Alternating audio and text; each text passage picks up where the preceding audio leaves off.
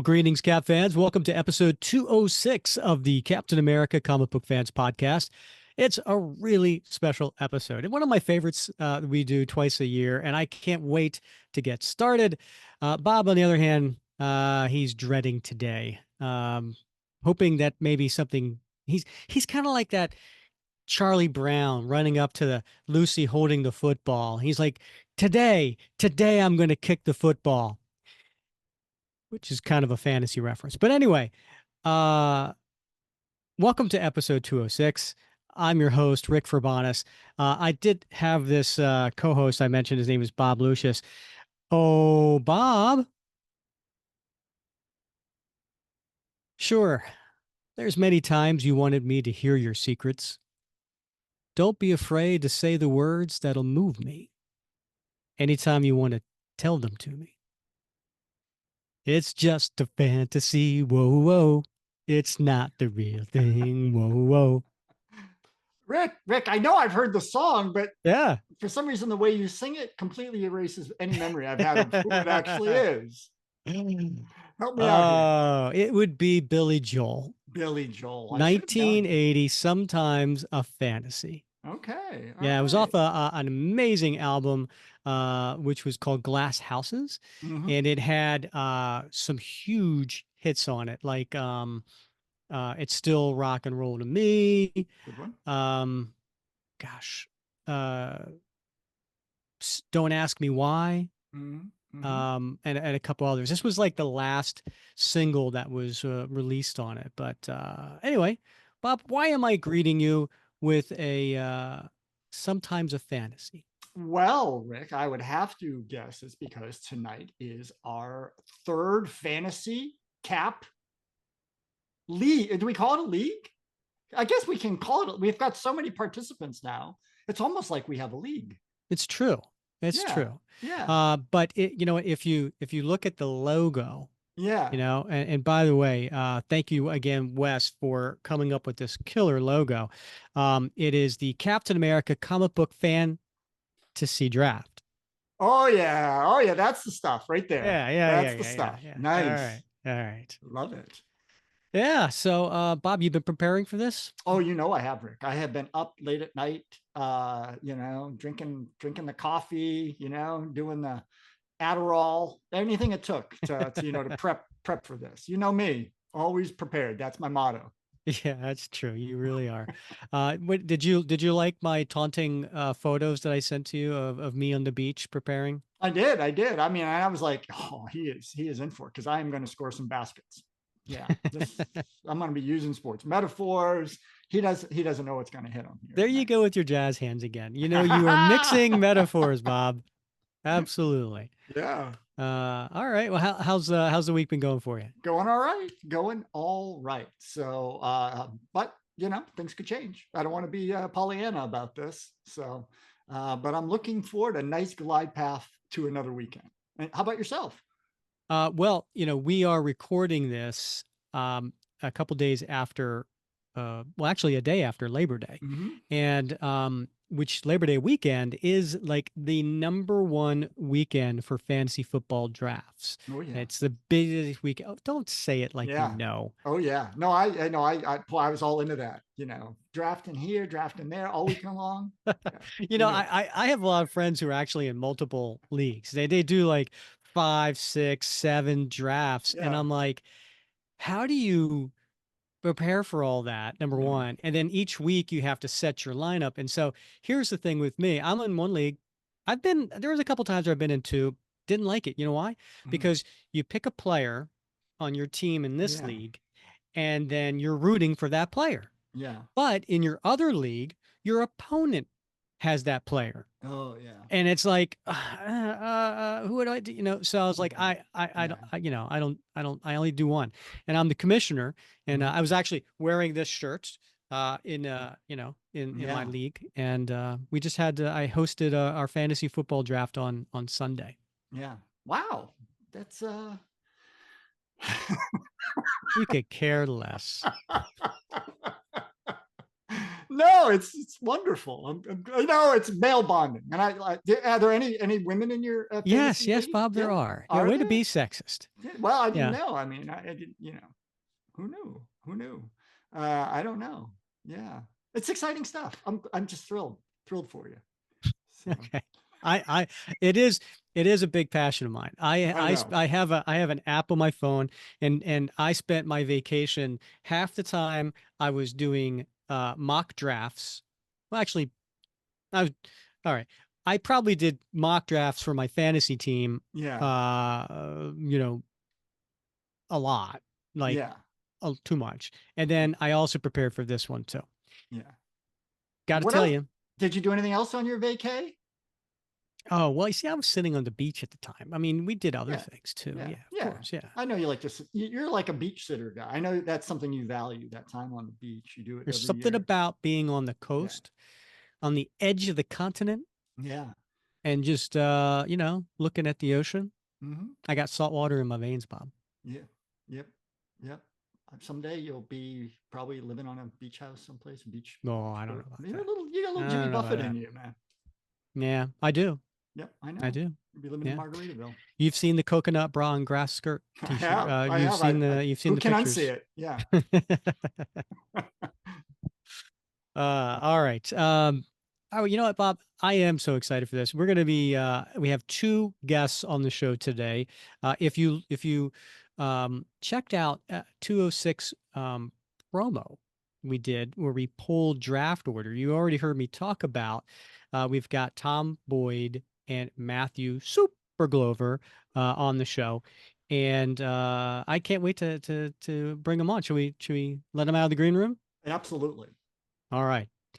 Tom, Matthew, hello. Hello. Hello. Thanks for joining us. And we are very excited about it. Now, before we get into this, Matthew, we'll start with you because you've been a long time patron of the show. You're actually what we call a super soldier. And we've had you on the show before, and I think you're due to come on again at some point. But we gotta figure that out.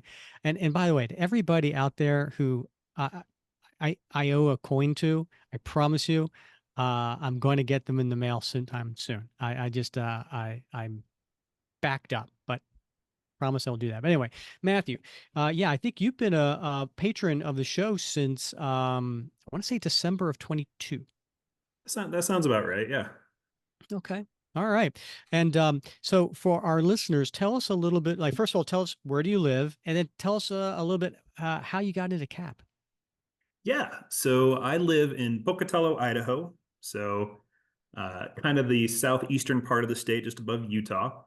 Um, been here for about 5 years now after I graduated from law school. I got into Captain America um, really young. One of the first comic books I ever remember seeing was the Spider-Man Captain America team up where they were fighting, and they just were in the cedar box that my dad had.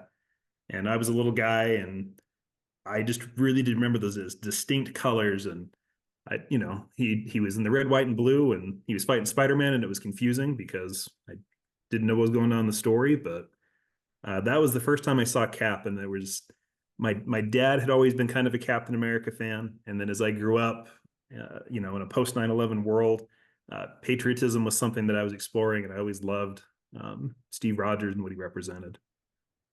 Very cool. And do you have a favorite like creative team or time period when you look back on your Cap collection? Oh, I'm I've said it before, and I'll probably I'll say it again. I really love the Brubaker run. That's what kind of really got me into modern comic books and collecting and reading them today. I thought the art with Epting on it was just phenomenal, and really love that. As I remember, I was working for the Walt Disney World Company in 2006 when the big 25 issue where Cap was assassinated came out, and I was sitting in the Disneyland break or the Disney World break room at the Magic Kingdom, watching a news article run on the obituary about Steve Rogers and what it meant, and I was kind of heartbroken. Like it was really surprising. But I'll always remember sitting in Disney World when I heard the news. Yeah, that's cool. Now, I mean, I think a lot of Cap fans might remember where they were when they heard the news. And I had my store in Atlanta, Georgia at the time, and my customers, my employees knew I was a big Cap fan. And I think I actually had people coming into me going, "Are you okay?"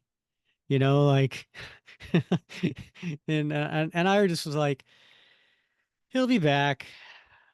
I just have to have patience." You know, I sat through when, he was uh a wolf. I made it through when he was in armor. I made it through when, it was the Rob Liefeld era. I'm like, I just got to have patience. He'll come back at some point. Bouffant And hairdos and bell bottoms. Always Yeah. comes back. Yeah. And now, Tom, if you recognize his voice, he was the supreme intelligence during our episode 200 um, uh, community theater episode. And so, Tom, tell listeners where you live and how you got into cat. I can't do the voice for the entire episode. That's good because Uh, I kind of wet myself a little bit each time. So thank you. I'm Tom. I'm from near enough London in the UK, and I got into comics through my brother. He read a lot of Spider-Man, bits and bobs like that. We had a local comic store, which is pretty rare in the UK. And I remember the proprietor sort of thrusting into my hand Avengers 400.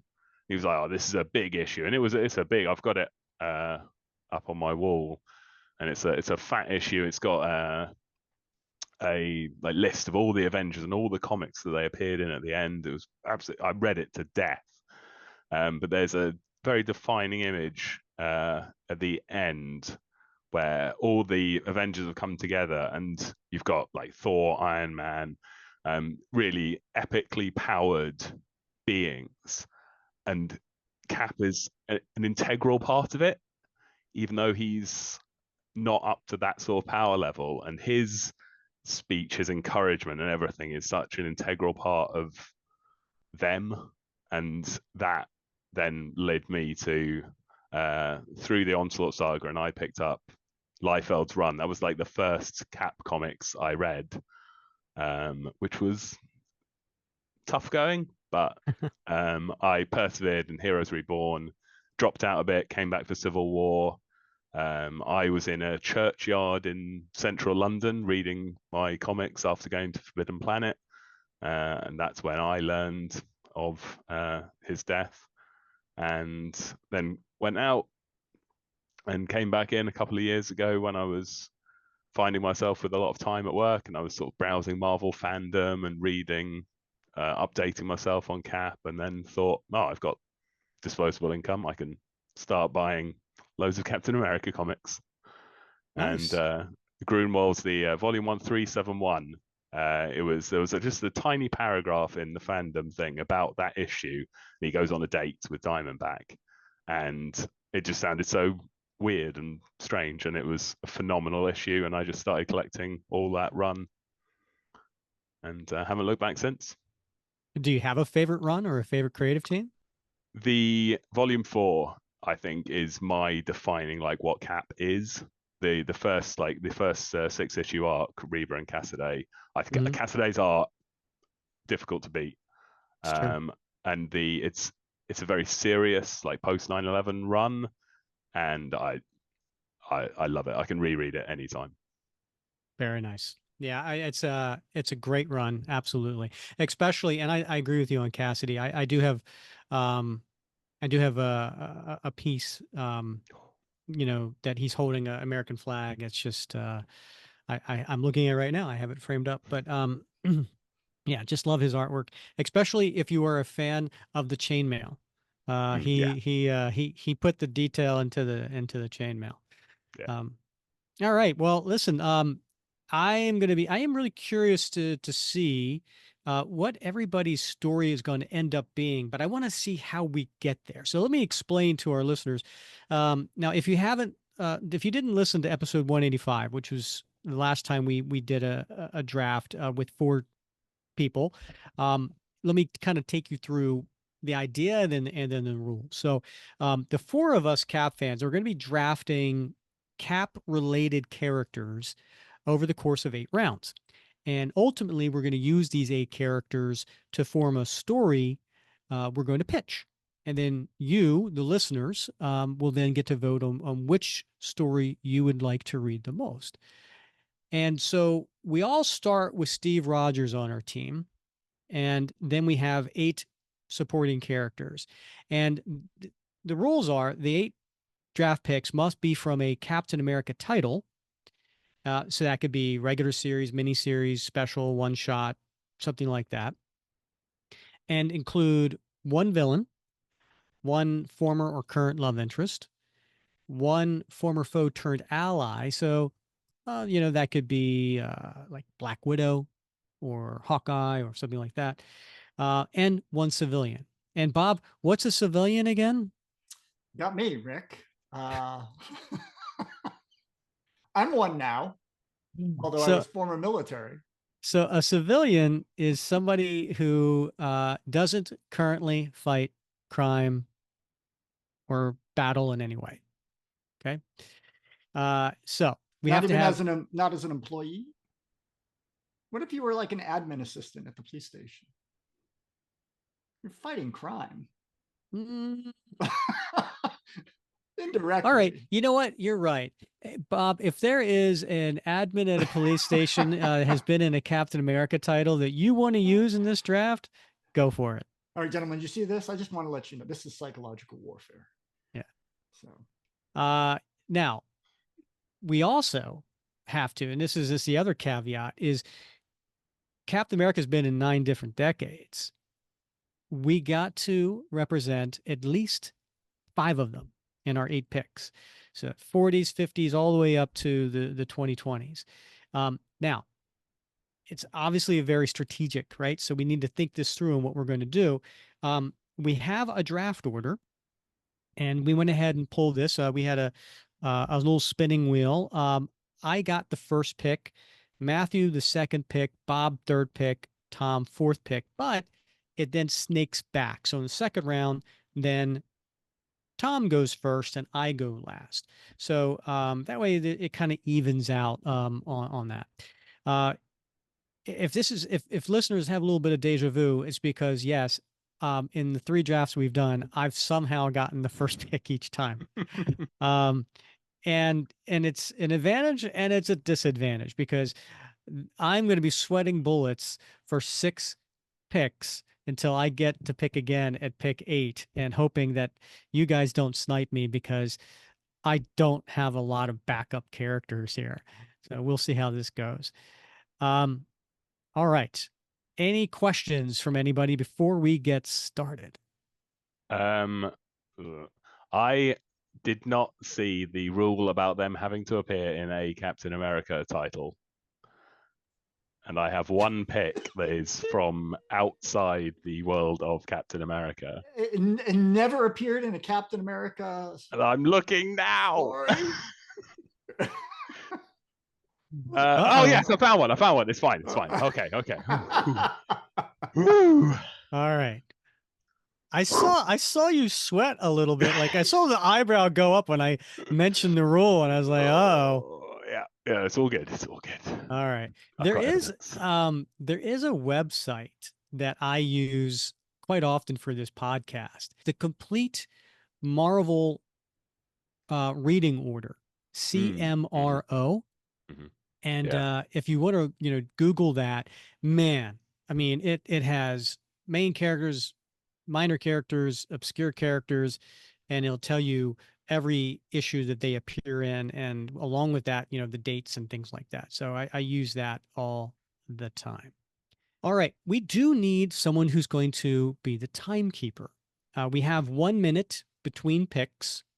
And so we have a minute to place our pick, and then we have up to a minute to explain our pick. after we make it, and then the next person is on the clock. Do we have a volunteer? I'll do it. All right. Thanks, Yeah, Bob. I'm ready to go.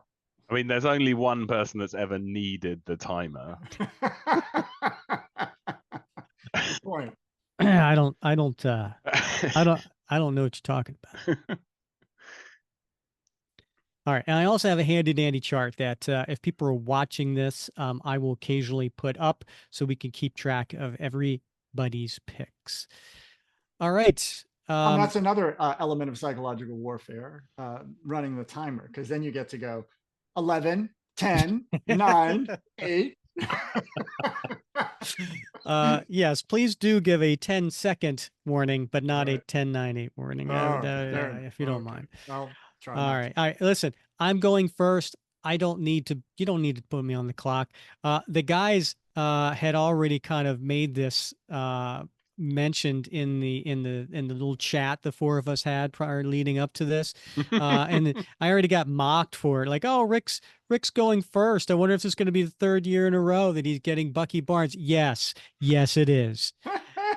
I am picking James Buchanan Barnes, aka Winter Soldier, with my first pick.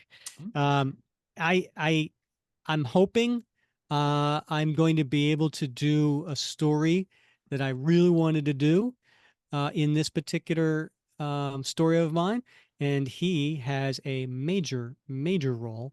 He's important to Steve Rogers, but this story is going to also equally focus on Bucky Barnes. So that is my first pick.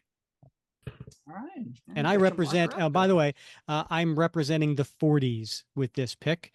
So Bucky Barnes goes underneath Allies, and it's 1941. All right, Matthew, you are on the clock. I can't say that I'm at all surprised that Bucky Barnes went first for a third year in a row. So with my second round draft pick, I'm going to take a love interest in Sharon Carter. Very nice. And my thoughts behind that is I really like what Colin Lansing kind of did in having her take on the destroyer mantra, but also when you kind of look back through all cap history, she is the ultimate love interest. She really? Debatable. It's debatable, sure, but I get you. Listen, man, we did a top 10 list of love interests. Sharon Carter was number 1, and then we had the listeners vote on Facebook, and she did get the most votes. Just gonna say. Boo! Boo! I have to tell you, I was tempted to take Diamondback right out the gate because of our prior conversations, but I resisted. When you said love interest, my heart skipped a beat. Now, what year and where did she debut and what year? So I have her debuting in Tales of Suspense in the 1960s. So she'll be taking the 1960s section for me. Bob, you're on the clock. All right. Well, without further ado, as my foe turned ally, I'm going with none other than James Howlett, aka Logan, aka the Wolverine. Whoa. Yeah. First appearance in Incredible Hulk. What issue, Rick? 180. 180. Yeah, buddy. Putting that marker out there. So he has a very integral role in this story in a way that I think was going to blow your socks off. So again, James Howlett, aka Logan, Wolverine, representing the 1970s, and my foe turned ally. That did not see that coming. No. Did not see that coming. Classic Bob. Don't know if you had to go first round on that one. I think he was safe. I think he was safe. Oh but... no, yeah. Well, it's all psychological. It's just psychological, Rick. All There's right. a method to my madness. Does anybody else kind of have a headcanon that Wolverine was attached to the Howling Commandos for a good chunk of time? He never appeared, but I always thought that he'd mix well with those guys. He would mix well, ironically, yes. And he did serve in the Canadian Army, so anything's possible. And by the way, I just want to tell you, Matthew, I had Sharon on my list, and you sniped me, my friend. We could have swapped. We could have swapped. You sniped me. All right, I'm gonna have to pivot. I'll take Pivot? all my time. I'll take all 4 possible minutes, and you can. No, it's all right. My pick's nowhere near. And so here comes Diamondback. Right? Am I right? Am I that predictable? You only had it listed on every single one of your picks. I thought you were throwing us off, but I don't know. I think you really do want her. Okay, so my first round pick is going to be Diamondback. Well, that was Because- 1.78 seconds. So well done. A new record. It's so predictable. I could have taken her round 8, I think, and no one would have interrupted me. But I've got a little column on my little spreadsheet that says why, and hers just says because. I mean, she's the number 1 love interest. But so Captain America 3:10, 1985. My love interest and foe turned ally. All right. You can't go wrong with Diamondback. I know I had her the last 2 drafts, and she did very well for me. She is the defining winning formula, really. So far. Uh, All right. I think now, Tom, you're still on the clock. This is I am now ready. pick Okay. 5. Oh, okay. So my second round pick, I'm taking my villain. Hasn't appeared in the draft yet. We are taking Baron Blood. Ooh. OMG. Didn't see that coming. It's John Falsworth, first appearance, Invaders 7, 1976. Classic Cap villain, fits in any era. He's a Nazi and a vampire. That's just Super. so evil. Yeah. Iconic. So, yep, coming off the board, Baron Blood. I got to tell you, Tom, Baron Blood was on my short list of villains. Mm. So, yeah. So great minds think alike. I think. Nailed it. All right, Bob, you're on the clock. Well, ultimately, even though I considered Baron Blood, I went with Baron Heinrich Zemo, the 12th Baron Zemo, might I add, who first appeared in Avengers number 4, 1964. So he represents the 1960s and is my baddie. Nicely done.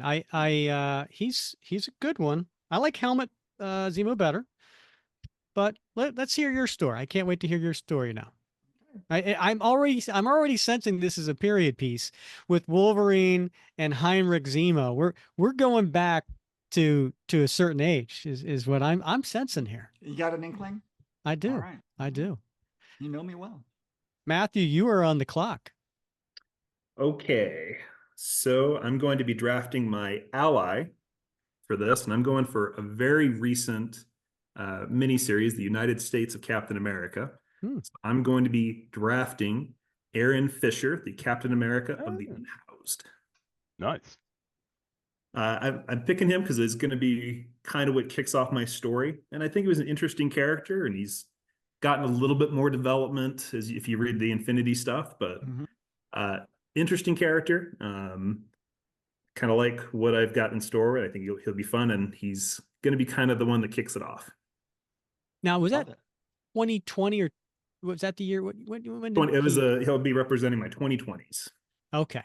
All right. Yeah. Aaron's an interesting character. And can't wait to see how you're going to use him along with Sharon Carter. I'm sensing more of a modern take on Matthew's story and an older on Bob's. And who knows about Tom? All right. All right. I'm on the clock. You are. Okay. I got to tell you, I was sweating bullets that Time's up.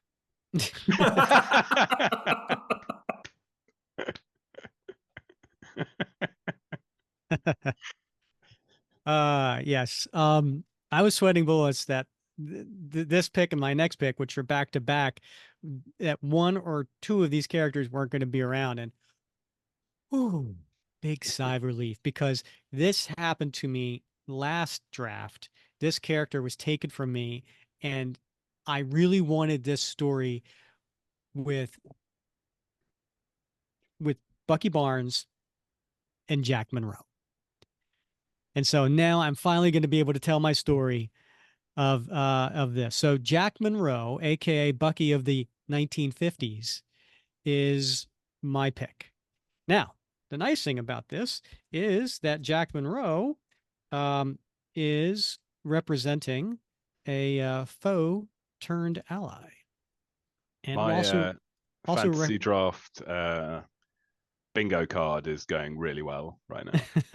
All my predictions. you know what? You're gonna have to share that afterwards. I want you to hold it up afterwards and be like, I predicted this. I totally want to see it. Correct me if I'm wrong. Didn't Bucky kill Jack Monroe while he was the Winter Soldier? He did. Well, this will be fun then. It Awkward. will. And it's also something that it has been heavy on Buck's heart for a long, long time. All right. Going into round 3, my first pick of the draft. But you didn't say what decade he represented. The 50s. I did. Oh, okay. I didn't think you finished the sentence. I just want to get it Okay. on the record. Okay. It's okay. So yes, I have Bucky from the 40s and I have Bucky from the 50s. And now for my love interest, I am going to get also very pivotal to this story. And this arguably That's one your of the boss, I know it. greatest and favorite love interests by many people, including one Mr. Bob Lucius. That is Bernie Rosenthal. Oh, yes. She represents 1980. Mhm. So I am now, and so she also not only represents love interest, but she also represents my civilian. Clever. Well done. Thank you. Thank you very much. All right, Matthew, you are on the clock.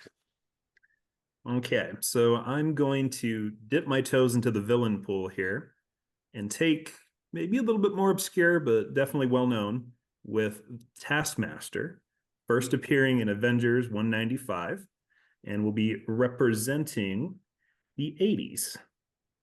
Taskmaster.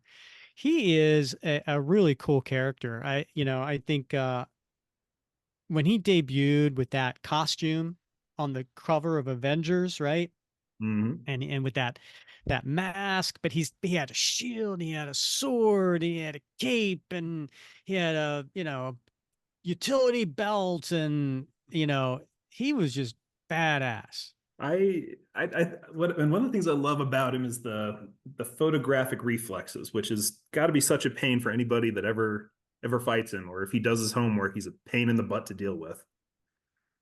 But I also like that he's very much an entrepreneur. That's one of the things that he is focused on, is not having to be a henchman forever. He's trying to make it big as a mercenary. I always wondered what would happen if Taskmaster saw somebody do something wrong. Like loading the dishwasher. Yeah, less exactly. Or no, just a right? really bad fighter, right? Like, Yeah, what if he's just watching a really bad fighter, and then he has this Right. photographic?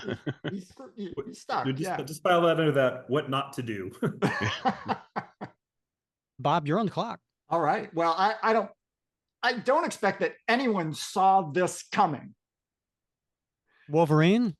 My love interest, representing the 1990s, none other than Connie Ferrari, Esquire. All right. Yes. Tick. 1999. Yeah. Are you gonna party? Well, you know I am. Yeah. My little red Corvette. Yeah. All right. Why Connie? What is it about her? Well, she's a lawyer, and so she in this story is involved in a case that requires some Freedom of Information Act records requests from none other than Director Fury of S.H.I.E.L.D. So let's just see what's in those records, shall we? I'm gonna guess they're redacted. Yeah, maybe, maybe The not. thrill of clerical that's- bureaucracy. Yes. Matthew, Redacted is a completely different character from a few years ago. You're getting them mixed Right. up. You got your decades mixed up. Shoot. All right, Tom, you are on the clock. Okay. I am taking another villain. I'm taking Masterman. Wilhelm Lohmer. From Giant Size Invaders number 1, 1975.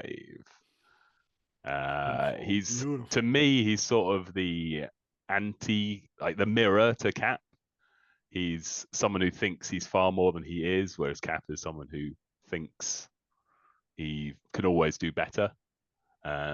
Shows us how wrong things can go when the wrong people are given power. And yeah, I mean, instrumental in the story, but everyone says that about all epics. So if they weren't instrumental in the story, why are they there? It's true. It's a good point. But as we get lower down, we'll get slightly less instrumental. All right. Actually, mine will not be less instrumental. Just less likely that you guys are going to pick them. So therefore, I did not prioritize them. Genius. They're there for a little bit of flavor. Yes. Bob still hasn't figured that out. I'm all about the story, Rick. All about the story. All right. Tom? Yes. You are kicking off round 4. Okay. Round 4. Pick one. I might be upsetting someone here by taking Nicholas J. Fury off the board. Woo! Sergeant Fury and Howling Commandos number 1, 1963. Nicely He's done. one of the all-time great allies. He can show up anywhere, do anything, bring resources. Or he can just turn up on his own and expositionize you. Yeah, just a really handy character to have in any story. Is this Nick with or without the eye patch? Oh, with. Okay, Oh. we're Oh. okay. Oh, with. Wait a minute. Are Wait you a minute. reading into my story? He is. He's totally trying to figure out when your story is taking place. And Oh, that's silly. Which eye, though? Indeed, yes. Maybe both. Yeah. That's Daredevil. yeah. All right, Bob, you're on the clock. All right, I'm going to go with pick number 4, representing the 1970s. Sabretooth, Victor Creed. What? Mm-hmm. We're doing the X-Men fantasy draft, right? Apparently. Got to have some baddies with some baddies. So, yeah, got to have a little muscle with the brain. Wait. He came out in, was it the late, it was in the 70s, right? It was in the 70s. Yeah. Yes. So, Bob, I have a question for you. All right. At what point did you think that your fellow Cap fans were going to snipe Wolverine and Sabretooth from you? Let me guess. Let me tell you something, Rick. It was far more likely that in the randomness of the universe that they would have been sniped before the ones I have left.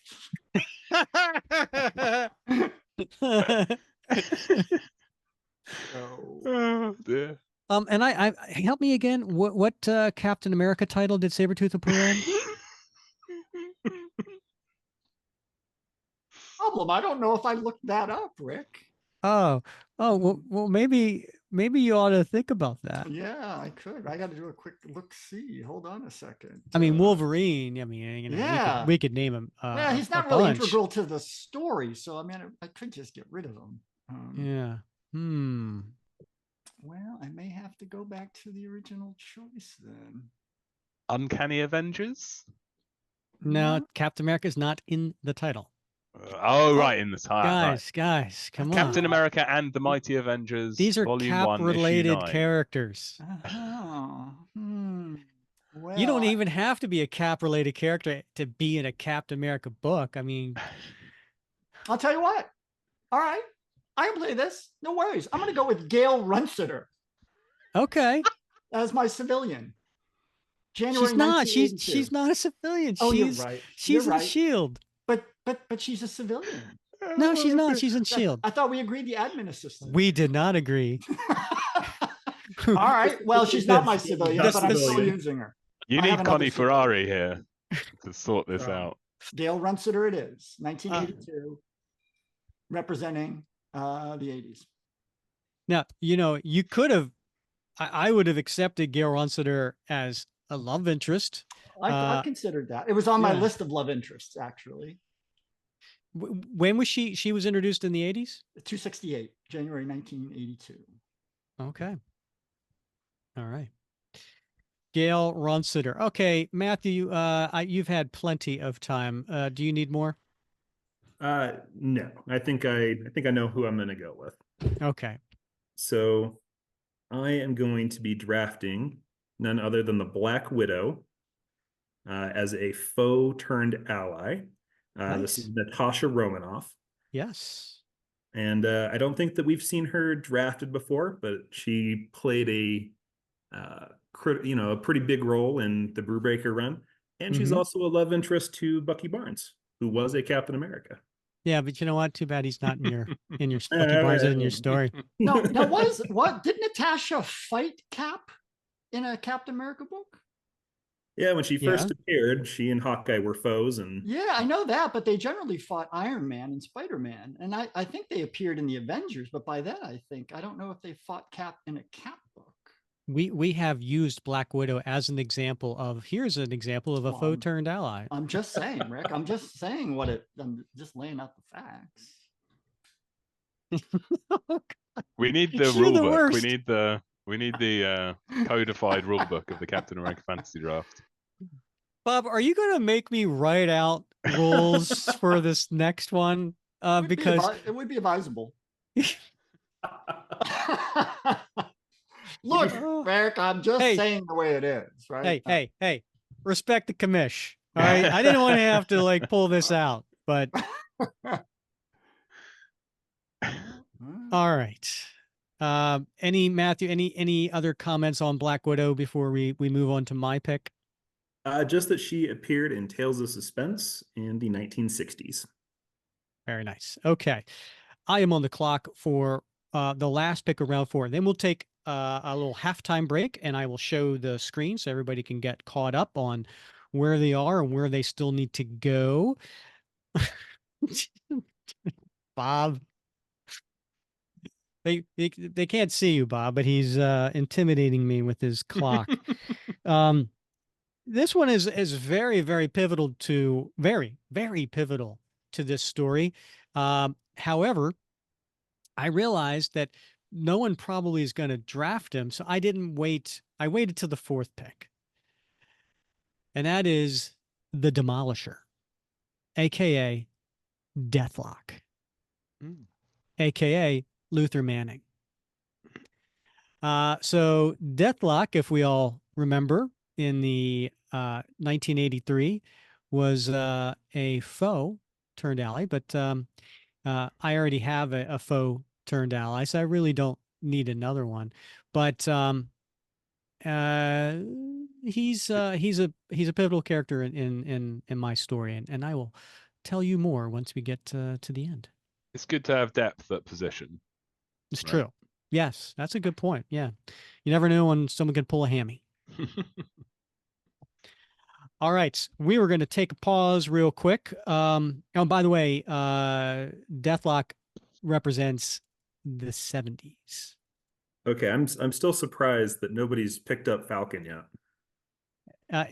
In the first one, he didn't get drafted at all, and 20 picks, and then Grant got him in the second one. All right, guys. So here's the halftime report. If you want to follow here at the bottom, rounds 1 through 8 are here, and then the picks, and then I have it separate. So here are all my picks: Matthew's, Bob's, and Tom's, and then you can see it goes this way, right? So I start with Bucky, then Matthew with Sharon, then Bob, then Tom, and then we circle around to Bear and Blood. So we kind of do this little snake part, see? And so we can see all of our characters that we have picked, and then up here I have them broken out so that we can see who needs what. Now, we'll start with me. I was the first pick. So I have Bucky Barnes / Winter Soldier, Jack Monroe, Bernie Rosenthal, and Deathlock. And then so my love interest is taken care of. My foe turned ally taken care of. Civilian is taken care of. I just need a villain. And then my decades, I got 4 out of the 5, right? I have the 40s, the 50s, the 70s, and 80s. So I'm looking good now. Matthew picked Sharon Carter, Aaron Fisher, Taskmaster, and Black Widow. He is representing all of the categories, but needs a civilian and has 3 decades represented: 60s, 80s, and the 20s. Bob went third with Wolverine, Baron Heinrich Zemo. I don't know if I spelled that right. I don't think I did. Connie Ferrari and Gail Runsiter. Who knows if I spelled that right? So we have all of the, actually, no, you need a civilian just like Matthew does, but you're representing 60s, 70s, 80s, and 90s. So, Bob, you're looking good in your decades. You just need one more. And then Tom, Diamondback, surprise, surprise, Baron Blood, Masterman, and Nick Fury, much to Bob's chagrin. You represent, boy, you need a foe turned ally and a civilian. Judge, Diamondback is a foe turned ally. Okay. There you go. You're absolutely right. Let me fix that. Okay. So 3 of you need civilians, and I need a villain. Villain? I need a villain. And then Tom, you are representing the 60s, 70s, and 80s. So these last 4 picks, you need to get 2 more decades on here. Easy. Point Easy. of order. Point of order. We're allowed to double up now? We've always been allowed to double Have up. we always This been is allowed to a double up? fundamental draft strategy. Do we get like That's why Bucky goes first. He checks 4 boxes. We can do like a wide receiver and a quarterback is the same person. Does that happen? Who does the center? I don't understand, like the goalie and. Okay. Rick, is your therapist on call? You know, the funny thing is, I used to have hair when I started this podcast.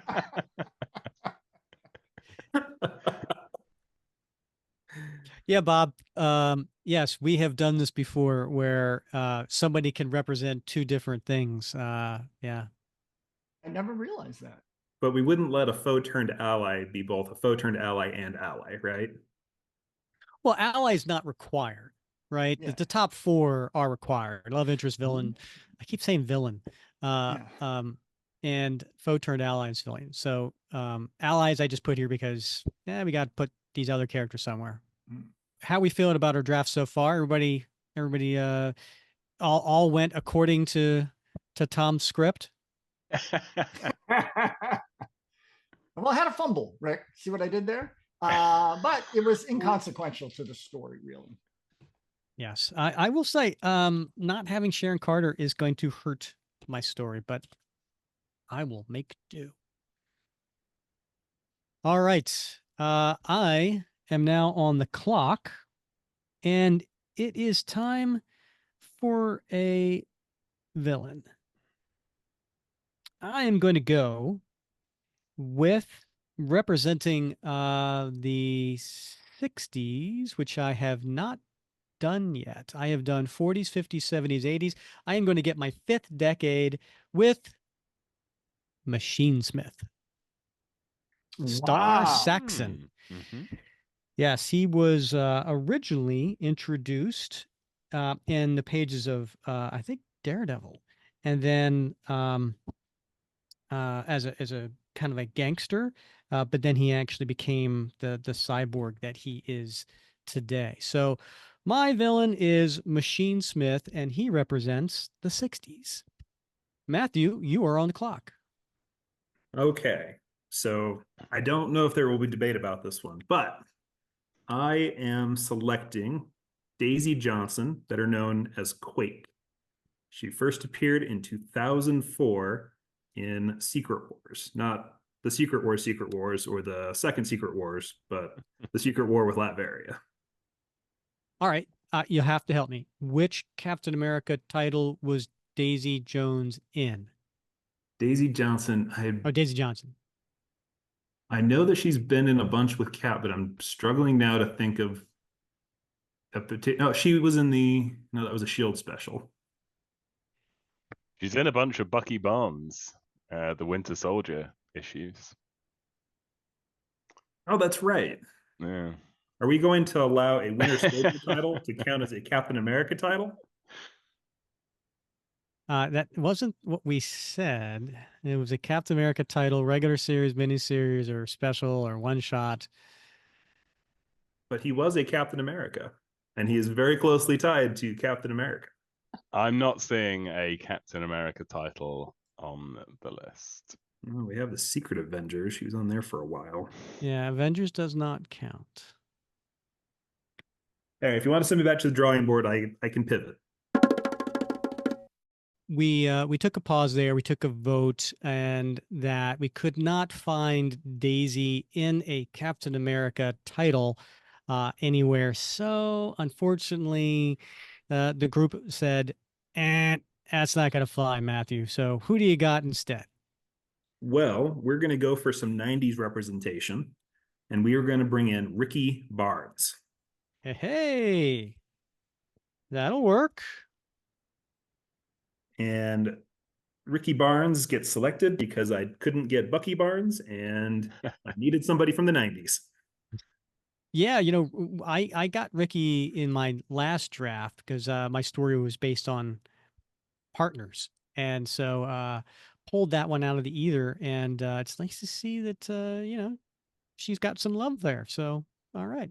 Gets a thumbs up from me. All right, Bob, you're on the clock. All right. Well, I'm sorry to have to like ixnay on the Quake A, Matthew, but I had a very serious issue here I was dealing with, because I realized that one of the characters that I desperately wanted to use, that no one else would have ever picked in a million years, I desperately wanted to use this character, and I realized didn't appear in anything other than the Marvels project and the Secret Avengers, where he went toe to toe with Cap repeatedly and put Cap down pretty hard.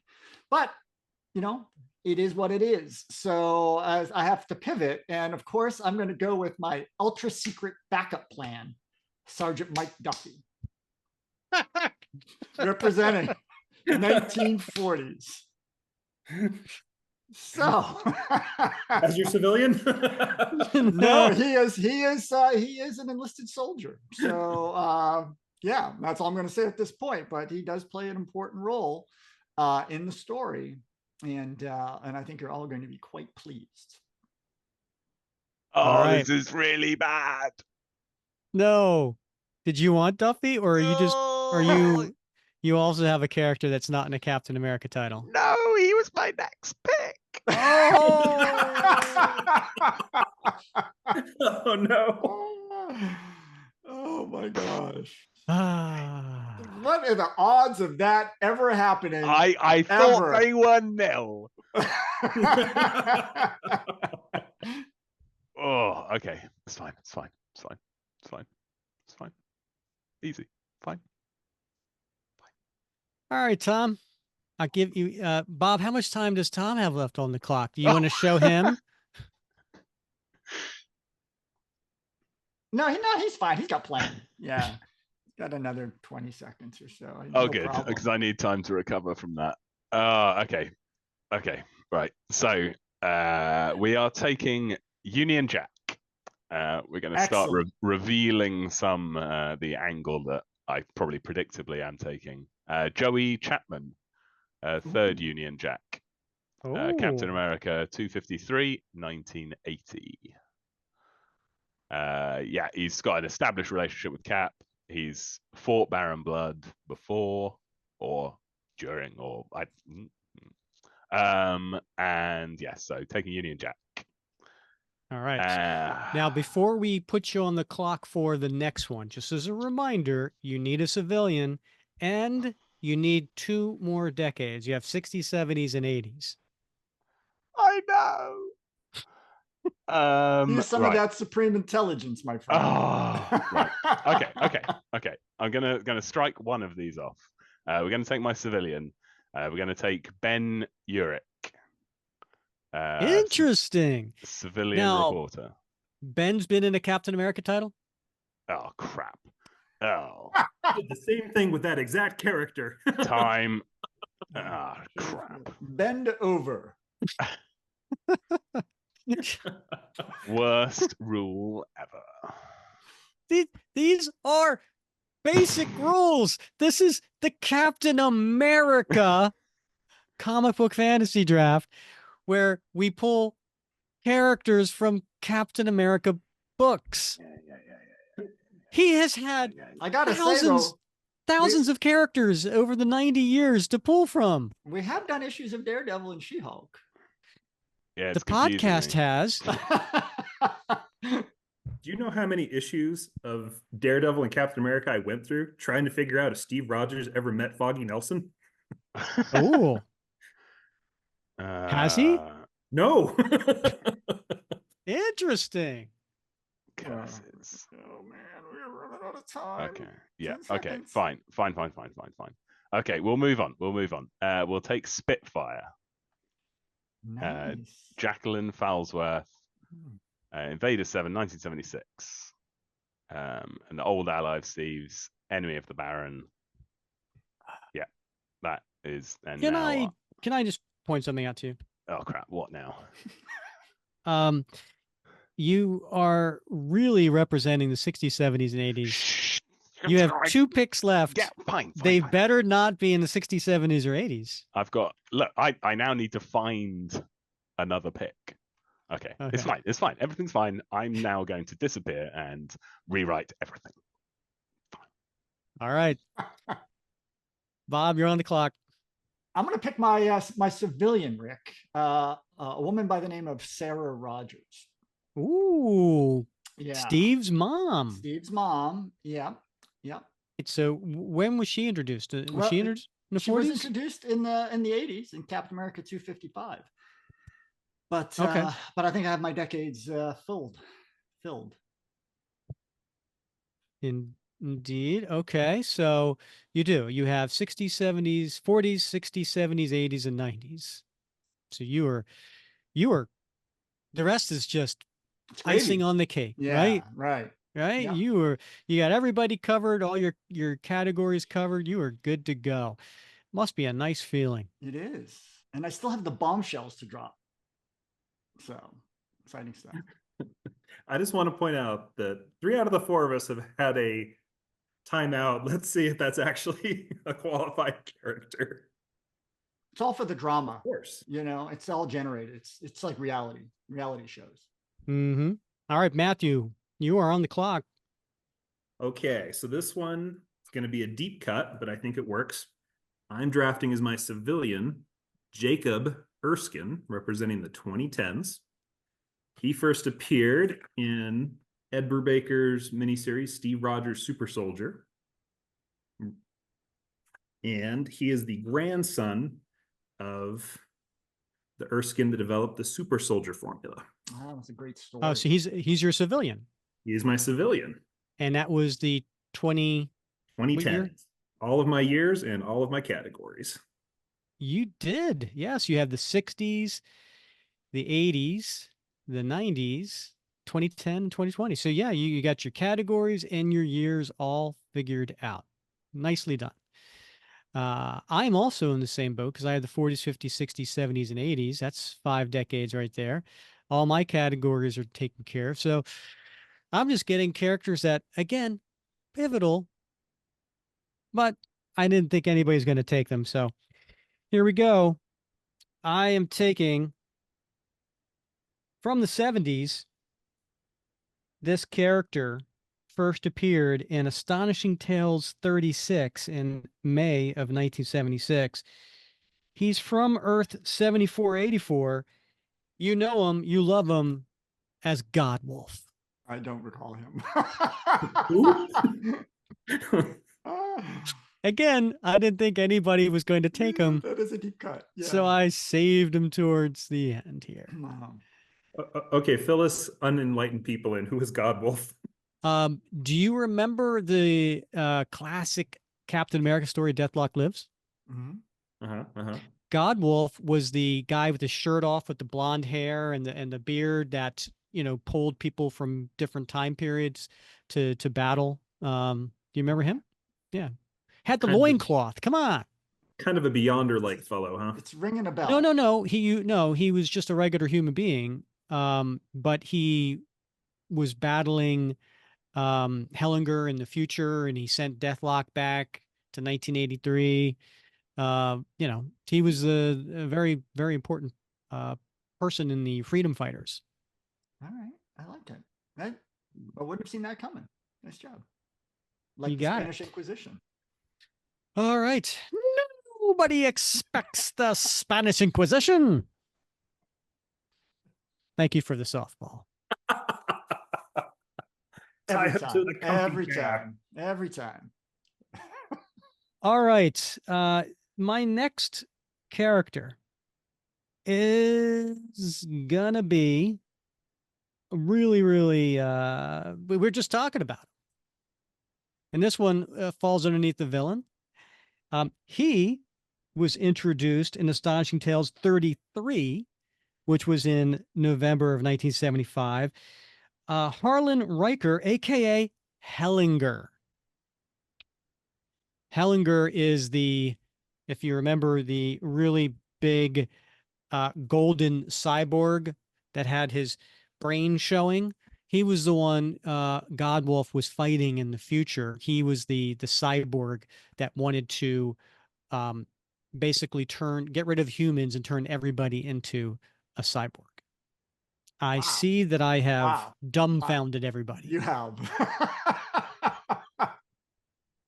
I So see Tom that. appears to be desperately typing and writing. Matthew, you are on the clock. All right. So I'm going to take another villain from the 2020s. So if you kind of notice, all of my draft picks, some tend to come from some mini series that maybe haven't gotten a lot of love or tied off or haven't been continued as much. So I'm going to draft The Natural from Yes. oh well.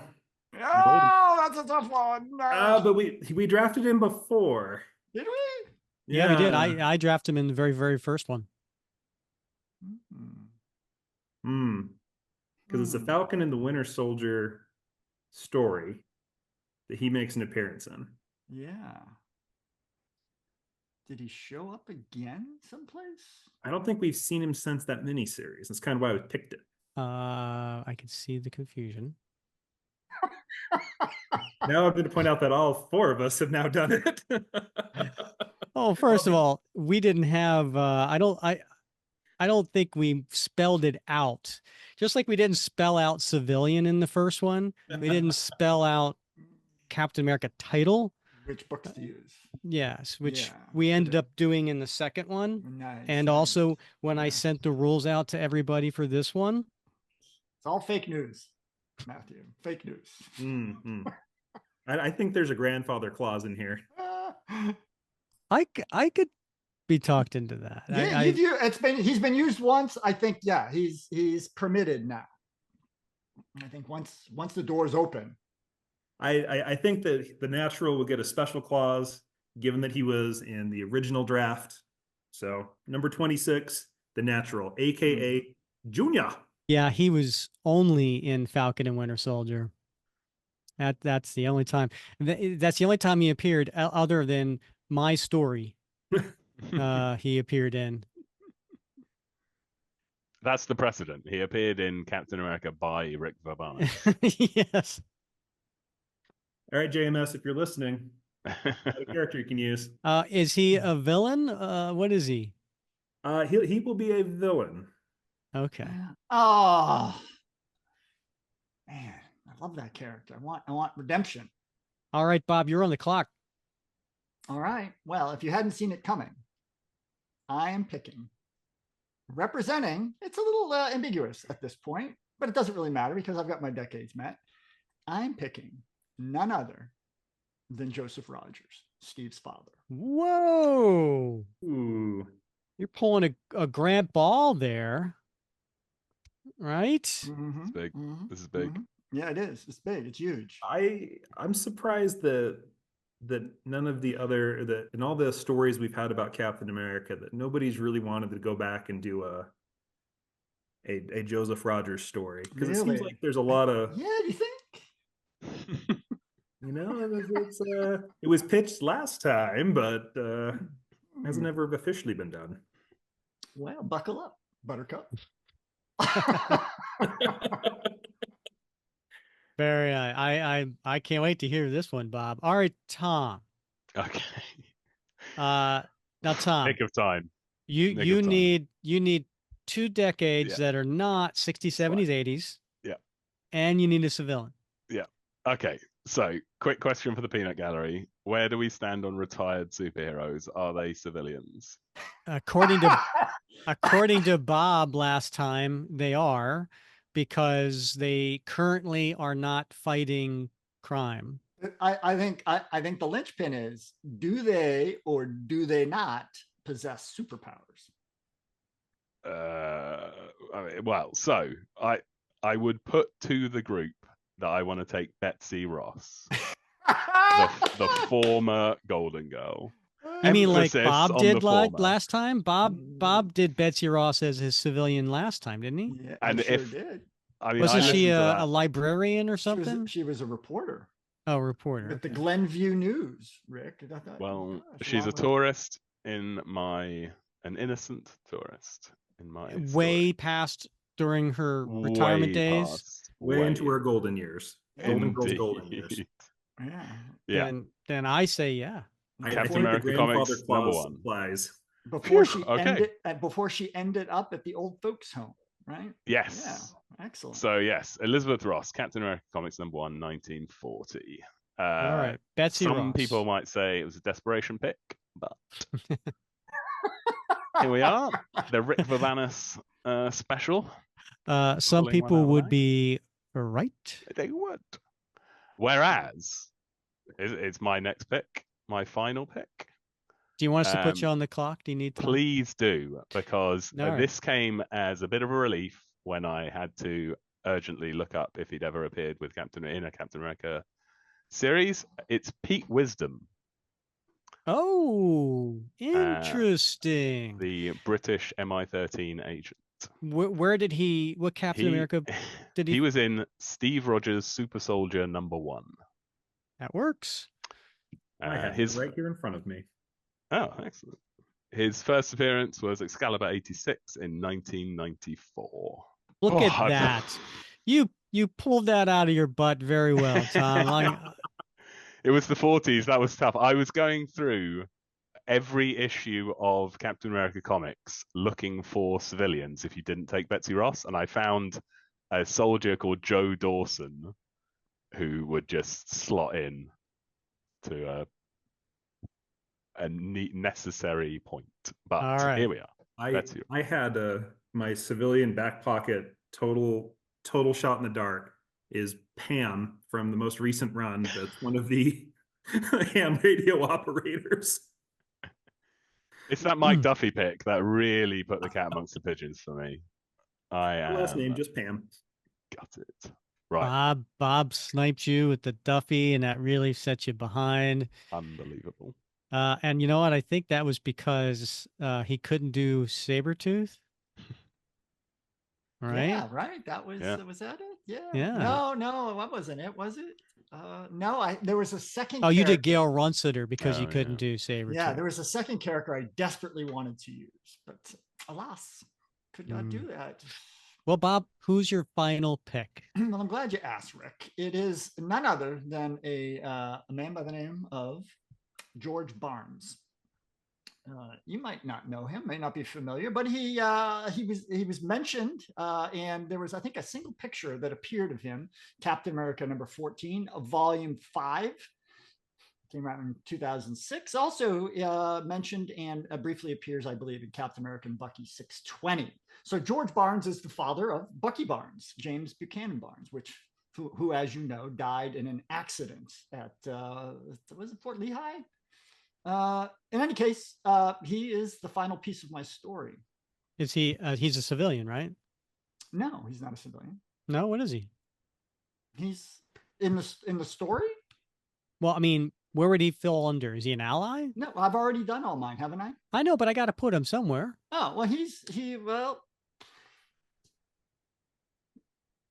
make him an ally, I guess. Okay. I will do that. All right. Matthew. And by the way, I just want to say it was a real pleasure to see someone other than me struggle so desperately hard at the end. I really did not think it was going to be a problem either. I thought I was home free. Was after it? Wait, pick wait. 2. Wasn't it somebody on this particular episode who mocked me for there's only one person who needs the clock? I don't remember. We'll edit that out. All right, edit, roll the tape from earlier. Matthew, who's your final pick? My final pick, because I don't think we should leave him off the list, especially with a brave new movie coming out here shortly. None other than Sam Wilson, the Falcon, Captain America. I think he's got to swoop in here to give Steve the assist to my story. I like it. Has he appeared in a Captain America comic? I want to challenge. Oh, in fact, his was name a was on really the title obscure- for many years. All right, Bob, you can go ahead and set the clock. All right. I'm trying to find my replacement for Sharon Carter. This one is gonna throw you guys all off. This one's from the 1980s. And she is going to be a villain. And it is one of the Sisters of Sin. Sister Pleasure. Wow, wow. That is the final pick of the 2024 Captain America comic book fantasy draft number 3. All right. Well, that went as smoothly as I expected. That was a lot of fun. Was it? I'm not sure. I think I'm sweating. I did get a little nervous there in the middle, but All right, so let's take a look at how the draft, the second half, ended up. So I kicked us off in the 5th round with the first pick with my first villain, Machine Smith. Matthew then followed up with Ricky Barnes. Bob sniped Tom with Sergeant Mike Duffy from the 40s. Tom then had to pivot to the 3rd Union Jack, came back around. I believe we had to call time on him for Spitfire. Then Bob did Sarah Rogers. What? Steve's mom. Matthew then did Jacob Erskine. What? The grandson of Professor Erskine. Then I did Godwolf. What? We are now getting into some characters that no one's going to be sniping. I then circled around, did the beginning of round 7 with Hellinger. Matthew got the natural, which was grandfathered in. Bob came back with Sarah's husband, Joseph Rogers. Tom, after some severe sweating, ended up doing Bob's cheat code of civilian Betsy Ross. Then he followed it up with Pete Wisdom, which you're going to have to show me the Captain America comic book he was in. Bob came back with George Barnes. What? Matthew did Sam Wilson. Totally disrespectful, right? I mean, why? The fact that it took 31 picks for Sam Wilson to finally get drafted, I feel bad for him. And then I ended up with the draft with Sister Pleasure. All right, guys, this is the fun part where we get to do our pitch of how all these characters come together to form a story that we are going to pitch to the listeners. And we are going to go in reverse order. Tom, considering you need the most time to put your story together, you go first. All good. Easy peasy. You'll have to call time on me if this gets. I got really into this. Okay. I built this all And back. by the way, all right. Let's say what? 4 minutes? Sure. Okay. 4 minutes. Okay. I'll read it really quickly. So this is Red Shadows over Albion, a 3-issue arc set during Grunwald's run.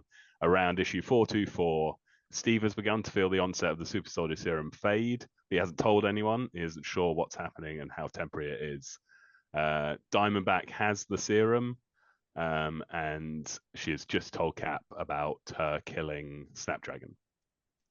So to get a break from it all, Steve is taking Rachel on vacation.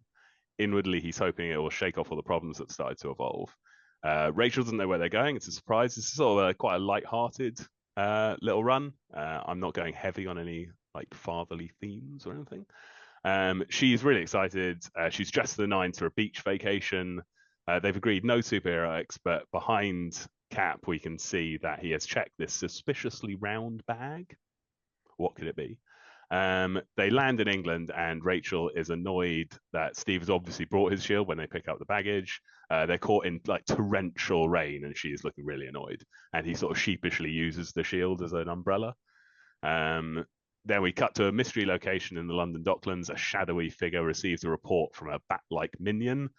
They've received a report that an Avenger has landed in London. It's unexpected but welcome news. While their ritual is almost complete, a decision is made to track and kidnap this Avenger, and then they will use his bloods to increase the power of the weapon. At the end of the scene, we reveal the nefarious ne'er-do-well as none other than Master Man. Go back to central London. Our couple go into London, meet Jacqueline Falsworth and Joey Chapman at the Falsworth penthouse on Fleet Street. It's very posh, wins over Rachel immediately. She's really happy. We get some small talk with Roger and Joey, reminiscing about the last time Steve was in England. It's issues 253, 254, episode 119 of the podcast. Joey hints at some supernatural activity in London, but Rachel cuts him off, insisting no heroics. They leave for dinner. They're enjoying a nice, fancy, romantic dinner, but Steve's sort of awareness is tingling. He suppresses the urge to investigate, but what we see is a sort of number of comically poorly disguised bat-like vampires observing them. So the traditional sort of Marvel disguise of a hat and a coat, but actually looks like a horrible monster. Blah, blah, blah. So walking back to the apartment that evening, they're set upon by a group of the creatures. They both fight hard. Steve is obviously taxed by the exertion, but they drive off the creatures into the night. Rachel is exhilarated by her abilities and the effect of the serum. Steve wants to pursue them, but Rachel convinces him they should stay and talk to Joey. So in the apartment, there's a knock on the door. It's Pete Wisdom of MI13. I drafted him. With Union Jack, and they brief Steve and Rachel on the problem that's been plaguing London for weeks. Hundreds of men going missing across the city. They want Steve to act as bait because they've obviously targeted him, so they can find the lair and stop whatever's planned. That's issue 1. How's my time? Don't tell me. Bob. The next morning.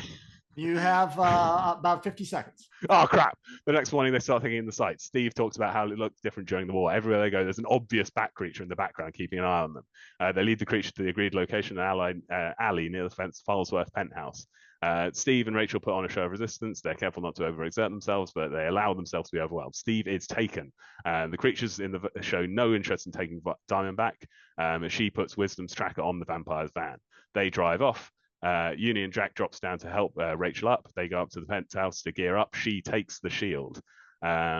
Steve is led to a warehouse, and inwardly he wonders if he actually has the strength to break the bonds he's been put in. It should be easy, but his body hasn't been acting normally. He looks up to see row upon row of blonde men lying on tables and shackles, all hooked up to IVs, feeding something into la la la. So basically, they are resurrecting Baron Blood using the blood of blonde, blue-eyed men from across London. Diamondback rescues him. Union Jack whizzes in. This is all then cleared up by S.H.I.E.L.D., so we get Nick Fury. And then they go off to Falsworth Manor because Baron Blood escapes, and I've written quite a lot more. And so Betsy, Betsy fits in. She basically, this was meant to be Mike Duffy. Basically, she's super old now. Doesn't recognize Steve, but they basically end up saving her in various comedic ways, basically accidentally, basically. All right. Woo! 35 seconds over, but Rick has generously offered to give you that time. So God bless good you. job. Yeah. Yeah. All right. I like it. I like this. Now I guess you're safe, right? Because blonde hair, blue eyes, they're not, they're not coming after you. So No coming you're after me. safe there. Grey hair. So what creative team do you see doing this particular story? So Grillmore's writing. It's during his decade, and it comes. He penciled one issue of Captain America, issue 424, the one before this, and it's Phil Gossier. I liked it. I like his I fill in art. I did. I liked it. I loved it. It's a really light and fun style that I think Mhm. would suit this sort of slightly less serious story. Excellent. All right. What do you guys think? Excellent. Nice. I like it. I can't believe you were going to waste Sergeant McDuffie as an old man. But in any case, I love it. And I love the fact that, of course, it's old hat to you, but I love the fact that it takes place in London because, for us on the other side of the pond, we don't Exactly. get a lot of stories that take place over there. And I'd Yeah. like to see more stories in European cities. And I think that would be awesome. So, And it would be Plus, familiar to Steve. and if we do it here on the show, you get to hear all my British accents again. That was a prime reason for doing it. There will be loads of British women everywhere. Right. Blimey, governor! I've gone and dropped me apples. I like the idea of these comedically like terrible bats that are always in the background, like following them around. I think that would be fun. And they're like, there's loads of opportunities for Easter eggs, like no reflections, like when they're around, or like no blonde men in the background and stuff like that. So you could sort of piece together if you were really paying attention. good job. Excellent. All right, Bob, you are next. What's the pitch for your story? All right. Well, mine is the last time I pitched this idea of from the Fury's Files. I Fury's liked Files, it. It was right? the 50s. Yeah. So we're going to do another Fury's Files. And this time, the story's called The Depths of Courage. And so I don't think Rick would be surprised to tell you that I'm not a big fan of the treatment of Joseph Rogers in Volume 7.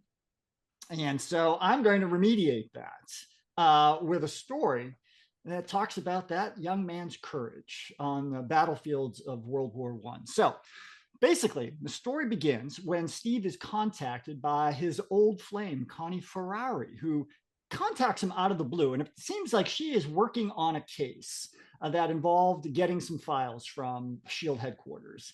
Freedom of Information Act, those always go through very smoothly. And one of those files that has been passed to her by none other than Gail Runciter, who still sort of has a crush on Steve, and tells Connie that he needs to see this file as soon as possible. And so she brings him that file. And it turns out it's a debriefing. And it's a debriefing of Wolverine. Now, you may not know that Wolverine served in World War I. He was a part of the Canadian Army. I think it was the Devil's Brigade or something like that. And anyway, it tells a story that Steve wants to hear firsthand. And so he goes to meet Logan. And Logan, of course, is Logan. He finds him at a bar, and Logan doesn't really want to tell him the story, but Steve tells him how important it is for him to hear the story. And so Logan begins to recount a story of an experience that he had in World War I when he goes up against a young and brash Prussian lieutenant by the name of Heinrich Zemo, who travels with a pack of mutant soldiers and plans to use them to usurp command from the Prussian Kaiser Wilhelm II, taking control of the armies for himself. Something his dad always wanted for him. And of course, he's a young man at this point. He's 18 years old.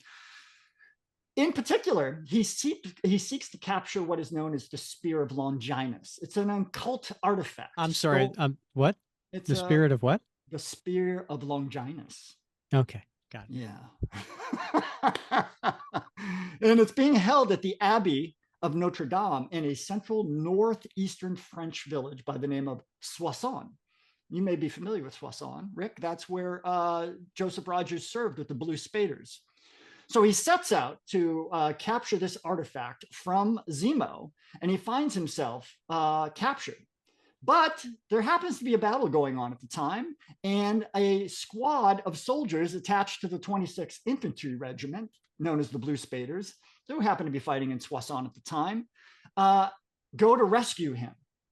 And the squad includes Joseph Rogers, Mike Duffy, and none other than George Barnes, the father of Bucky Barnes. They're all just kids, green recruits, fresh out of the Lower East Side, and they risk their lives to save Howlett from Zemo and his mutants. And one of them almost forfeits his life. It's an opportunity to see these kids rise up to the occasion and show the courage that they possess, and the courage that eventually flows through the veins of Steve and James T. himself. That's masterfully done. It's a 3 flashback minutes story. on the dot. Yeah. And of course, Sarah's involved because throughout the story, Joseph is reading letters from his young bride, Sarah. Oh, I like that. Listen, I love any story that gets us deeper into the Steve Rogers mythos. And so seeing where he gets his courage and his personality from, with his father and so on. And then same thing for Bucky. I like the concept. I like the story. Who would be your creative team? Well, I think I'm going to go with J. Michael Straczynski on this. And I'm a big fan of Carmen Canero, so I want her to do the art.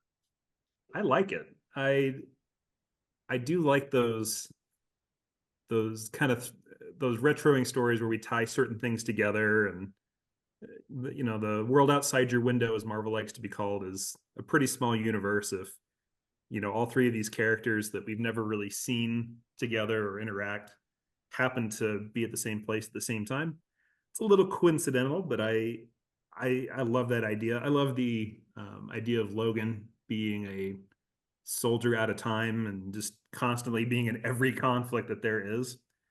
And I think it'd be hilarious if he just can't remember any of this when he's retelling the story to Cap. Yeah. Well, why would he, right? Like Cap's got the, that endemic memory, whereas I don't think Logan does. Well, I think soldiers often understand. They remember the traumatic incidences of war, right? And so the point of this story is we've seen Joseph Rogers, post World War I. We've seen him as a drunk, but his backstory is that he was wounded while serving with the Blue Spaders in World War I. And so in this story, we get to see where he was wounded. And of course, we never know in the current mythos whether or not he knew Bucky Barnes, but we know that Bucky Barnes served at Lehigh, and we know he had been in the Army, and we know that Joseph had been in the Army. It's just kind of cool that they might have been friends, but by the time, of course, Steve was born and grew up, and the time that Bucky was born, their fathers had taken different paths at that point, and both of them had perished. So the fact that they may not have realized that their fathers knew each other, or that Duffy knew who these two were, it's kind of an interesting story. But it's a way to show that courage runs, through a family line sometimes. And the other way is of course to take care of, I just felt like Volume 7 just sort of did a hit job on Joseph, and I wanted to explain a little bit how he got to where he was, and the trauma of war can sometimes do that. I think it also demonstrates that the Fury Files has real legs. It has a lot of potential, I think. Like it's genuinely a really clever format. Like just telling a one-off story is really, really fun. I do like that it's a Captain America story that Captain America gets to be the audience of. Yeah, exactly. Yeah. All right. Matthew, you are up. All right. So my story would be called Strategy and Tactics, with kind of focusing on themes, because sometimes we use those words interchangeably, but your strategy is your overarching goal and how you want to get there. Tactics are the small decisions that you make in order to accomplish your bigger strategy. And so that's going to be kind of what I wanted to explore, because we know that Steve he's a really good strategist, but he's also a phenomenal tactician. So it's going to start out with members of the Captain America network. So these individuals that are carrying on Steve's fight in their own communities, some of them start to go missing. And so Aaron Fisher, being the Captain America that he is and traveling as much as he does, starts to try to investigate and try to figure out. And he sends a message to Cap saying that this has happened, and then he disappears. Nobody hears from him. So concerned, they send Sharon Carter goes to investigate some of these mysterious disappearances. And while she's investigating, she finds evidence of struggle and disappearance and breaking into locations and people just up and gone.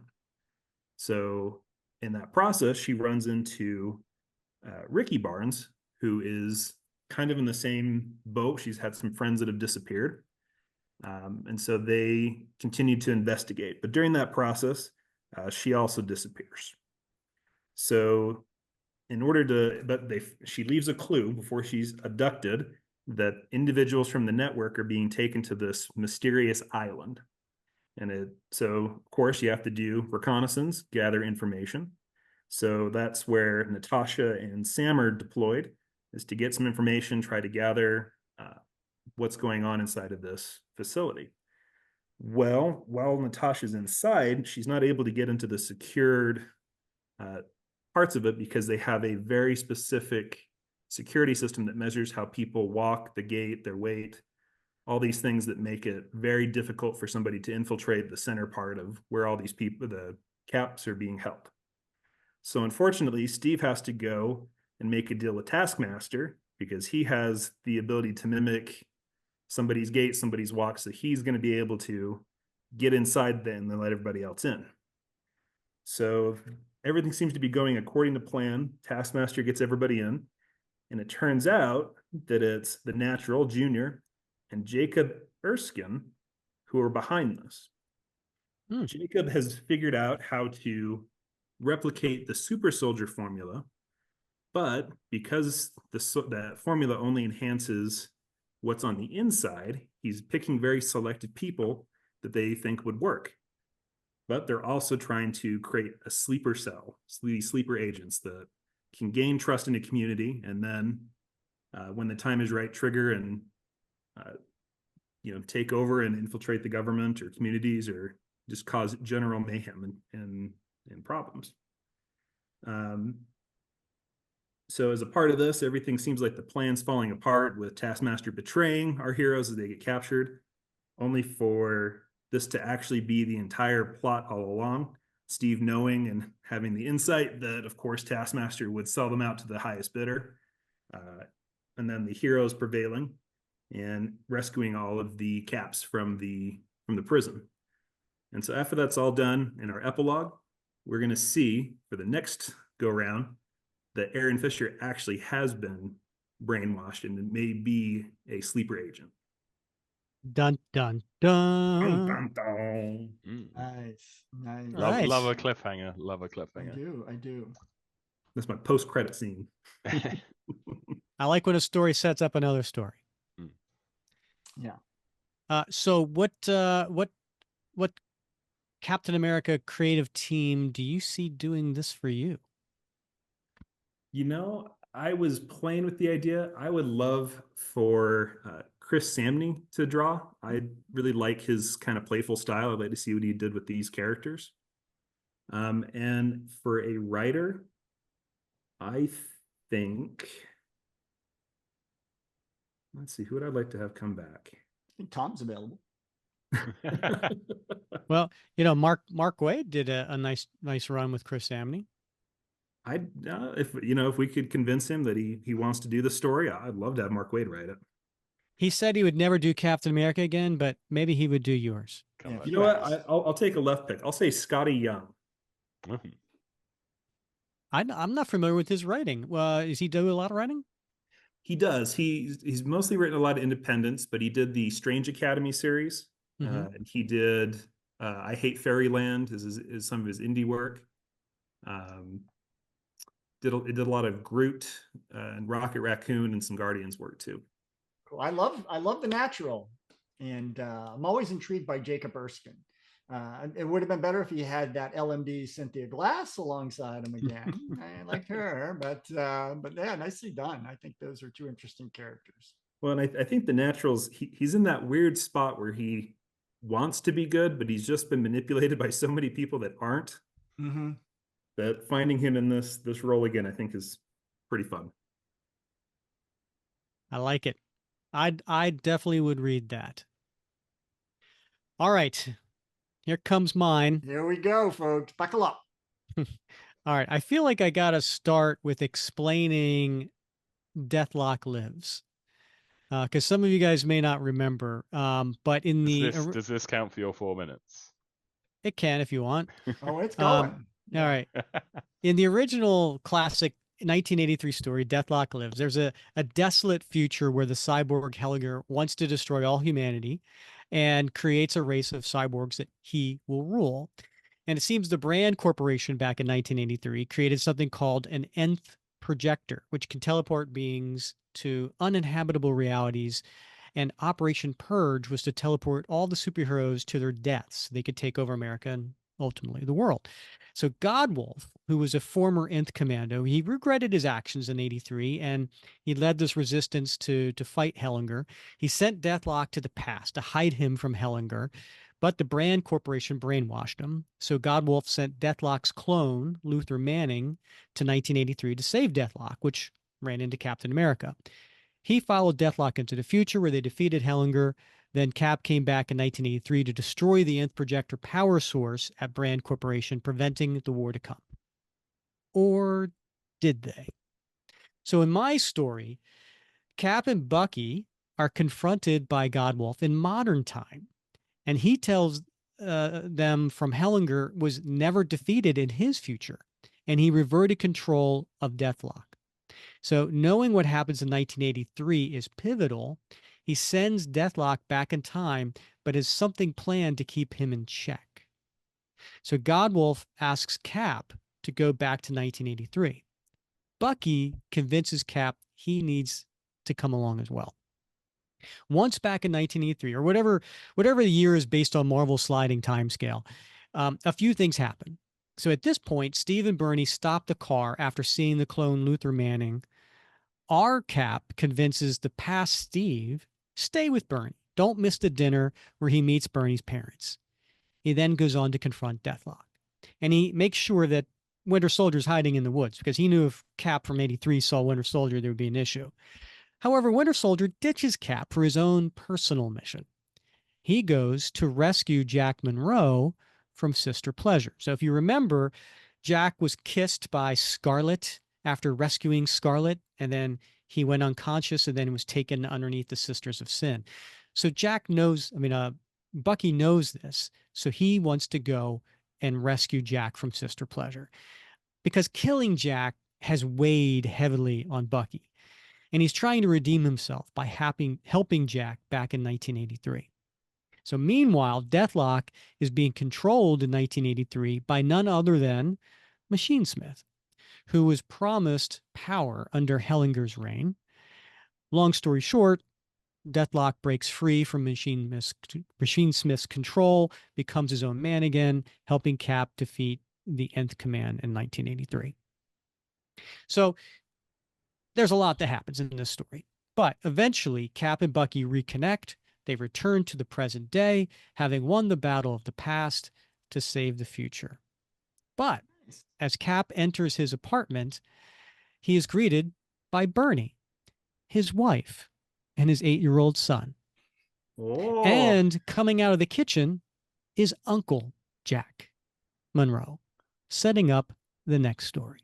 Wow. I thought I was wondering if we were going to get a changed future. I like that. I thought you were going to have Sharon coming out of the kitchen as his other wife. Well, I would have had Sharon, but somebody sniped Sharon. I actually had Sharon and Winter Soldier going with Steve back to 1983. They both ditch him for personal missions. Yeah. Sharon's personal mission was to go rescue herself from her captivity in the deep, but right? Yeah. but whatever. Yeah. But because Steve never left Bernie for that night to meet her parents for dinner, it changed reality. Sure. And then also, because of what Bucky had done with Jack ends up living as well. In fact, Jack may have gotten inspired to have long hair and automatic weapons from meeting Winter Soldier back in 1983. You know, that Interesting. look Yeah. that he had afterwards, you know, in his Yeah. own series. He got that from Winter Soldier from meeting him. Wow. He didn't like the domino mask. He said that's for suckers, and he put on sunglasses. Those are Nicely really done, hard to Rick. keep on. Who would be your creative team, Mhm. Rick? Oh, there's no doubt. It would be the my favorite creative team, the dream team from that time period. J.M. DeMatteis writing, Mike Zeck on pencils, John Beatty on inks, and Bob Sharon on colors. Nice. Nicely done. Nicely done. Interesting story. I liked how you build on the previous story, the Deathlock story, and integrated that. This is almost like one of those, those Sentinel Liberties stories between the stories, right? Something that's happening between the issues of what we've already seen play out. So I've always wanted Bucky the opportunity to redeem himself for killing Jack Monroe. And so I wanted to do it the last draft, but I got sniped on Jack Monroe. But now I finally got these two guys together, and it's so there's going to be some heartfelt, tear-jerking moments, you know, that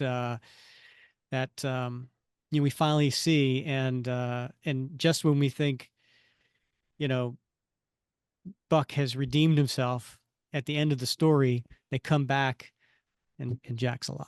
And Bucky is still in the Winter Soldier program. Doo-doo-doo. I just want to know how you guys are going to boil that down to 300 characters. Exactly. I can't wait for Tom. I can't wait to see Christ. Tom. I ignored so many of the rules. 300 characters. Well, so what's characters. going to happen is, and I'll see if I can share my screen real quick, but I did do this last time, you know, because people need to vote on this, right? And so this should work. My 300 characters are just going to be a link to my Google Doc. But hold on, let me zoom in a little bit here. So this is an example, right? So this was my team, my character, and then basically you're going to have this grid. You're going to fill in your character, and then you have 3 lines to describe something about that character in the story. And then here's your preview solicitation. As Bob said, it's 300 characters, because that's all previews gives you, right? When you go to get the catalog, here's 300 characters for you to pitch your story or why someone needs to place an order for it.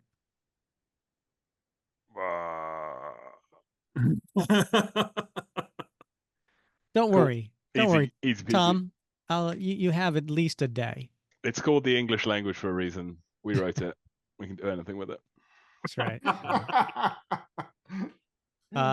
Well, guys, I had a lot of fun. I hope you got to tell the story that you were hoping you were going to tell, without a whole bunch of pivots, and not as I mean, listen, I'm not going to say I'm glad there wasn't a lot of heartache, because that's where the drama comes from. Yeah. Amen. All right, guys. Well, listen, it's been a lot of fun, rapid cap with you. It's been a real thrill doing another one of these. We'll do it again in April, and so, but this one's not over, right? So we're gonna leave it up to the listeners to go on Facebook and to vote for which story they would love to read. Thanks a lot. It's been really, really, really good fun. Even at 3 a.m. I'm awake and alive and really enjoying myself. I'm already torn. The thing is, the thing I love about doing this is, of course, all the fun and the strategizing, and there's not a lot of strategy in it for me. But what I love is the creativity of the stories, and so I applaud the 3 of you for some great stories, and it just shows your love for Cap and your passion for the storytelling, and it just shines through. So I'm looking forward to the vote, but you're all winners in my book. Oh, Well, I love for us as fans, the 4 of us can all come in and we all have very different likes and characters we prefer, and we can tell 4 different stories, and that at the core of it is Steve Rogers, and we all come to this draft because we know who that character is and what he stands for, and then all the stories can just flow from that's pretty cool. Yeah. But that's Well because said. that Rick clarified the rules that it had to be Steve Rogers, Captain America. Again. I'm gonna have to write them down for April. I'm just gonna have to. I thought I wrote them down when I sent it to you guys in the chat. So, but whatever.